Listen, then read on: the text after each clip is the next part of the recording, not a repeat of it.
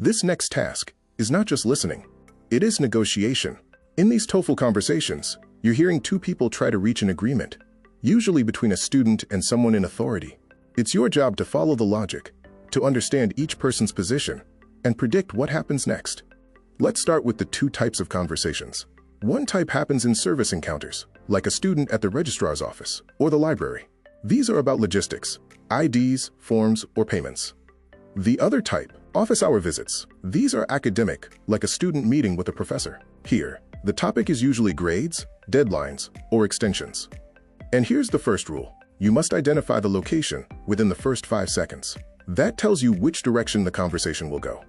Every conversation follows a story arc. First, you get the greeting and the problem. Next comes a policy or obstacle, something that blocks the student. Then, the two sides go back and forth. They negotiate. Finally, there's a resolution. And remember this, whatever they agree to in the final seconds, that's your what happens next question. To stay clear, you need a simple tool. Think of it like a T-chart. On one side, the student, their problem, suggestions, and emotional tone. On the other, the employee or professor, their rules, their rejections, and the final offer. Why do this? Because on the test, you'll be asked, who said what, and why? Keeping your roles separated keeps your answers accurate. Let's go deeper. The first sentence the student says is often just the surface. They might say, I want to return this book, but the real issue might be, the system says I never borrowed it. See the difference? One is about returning a book. The other is about a system error. So here's your rule. Do not stop listening after the first sentence. The real problem comes a few seconds later. Now, watch for this trap, the false solution. A student might suggest something, like, can I email the paper? And the professor replies, sorry, that won't work. That's a rejection. But later, the professor might say, print a copy and bring it in. That's the real solution. So what should you do? Look for trigger words like, okay, that works, or good idea. Those phrases mean this is the correct answer.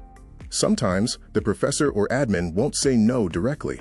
Instead, they'll say things like, I wish I could help, but unfortunately, the policy says, actually, I can't do that. These are what we call soft numbers. And here's the strategy. The reason for the refusal comes after the soft no. That's the line the test is going to ask about, so do not zone out here. You're about to hear the key line. And now for the easiest point on the test, but the one most students miss. The last 5 seconds of the conversation usually tell you what to do next. Fill out this form. Come back on Tuesday. Read Chapter 4. We call this the future action. It's your do next question. And it comes at the very end. If you stop listening early, you just lost a free point. Here's a Band 6 moment. Student says, I need more time for the paper. Professor replies, I can't change the deadline, but you can drop the lowest grade. Now here's the question. What did the professor offer?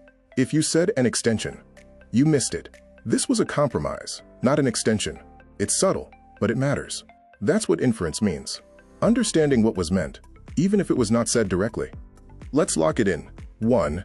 Draw the T-chart immediately. 2. Identify the location, service, or office. 3. Wait for the real problem. 4. Filter out the soft numbers. And 5. Capture the do next action in the final 5 seconds. That is your protocol for task type 2. If you follow the arc and catch the agreement, you'll move one step closer to Band 6. Lesson complete.